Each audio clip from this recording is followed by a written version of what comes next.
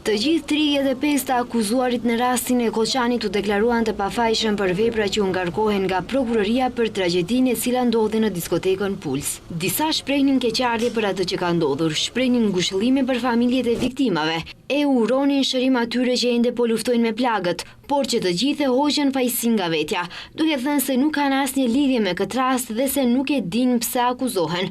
Kur, siç thënë, kanë vite që nuk punojnë në institucionet prej të cilave pozicione kërkohet përgjegjësi. Ndërsa të akuzuarit deklaronin fajsinë e tyre para gjykate, familjarët e personave që kanë ndërruar jetë komentonin zëshëm nga salla, pas çka gjykatës ia dha vërejtje që të qëndronin të qetë dhe të mos gjuajnë fjalë ndaj të akuzuarve. Seanca vazhdoi me fjalët hyrëse të avokatëve mbrojtës. Dejan nuk është monstër, ai është person i thjeshtë, të cilit i është ngarkuar papërgjegjësia institucionale. Kështu e nisi mbrojtjen Ivana Kocevska, avokate e pronarit të diskotekës Puls Dejan Jovanovit.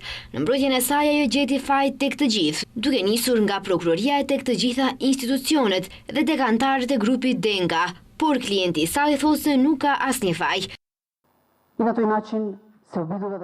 Mjetet piroteknike janë blerë në mënyrë të paligjshme, ato nuk janë paraqitur tek kompetentët, ndërsa për këtë nuk ka qenë i njoftuar as Dejani. Të gjithë ne jemi rritur me këngët e grupit DNK, të gjithë i kemi dashur dhe i duam ata, por kjo nuk e mbulon faktin se përdorimi i tyre i mjeteve piroteknike ishte në mënyrë jo të rregullt, në kundërshtim me ligjin dhe ka qenë vetëm çështje se kur dhe ku do të shkaktohej zjarri.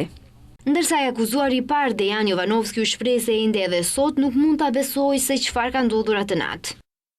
Celi 9 meseci su zatvoren vo 4 zida.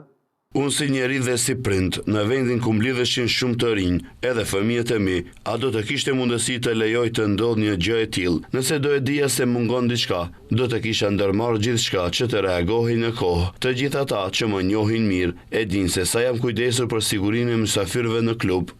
Në fillim të seancës së sotme, gjykatësja Diana Gruevska-Ilievska i paralajmëroi të akuzuarin Xhevair Kamberin në punës shtetërore në Ministrinë e Ekonomisë, i cili është në paraburgim, pasi siç tha ajo, në qelinë e tij janë gjetur gjithsej 13 telefona celular dhe një laptop.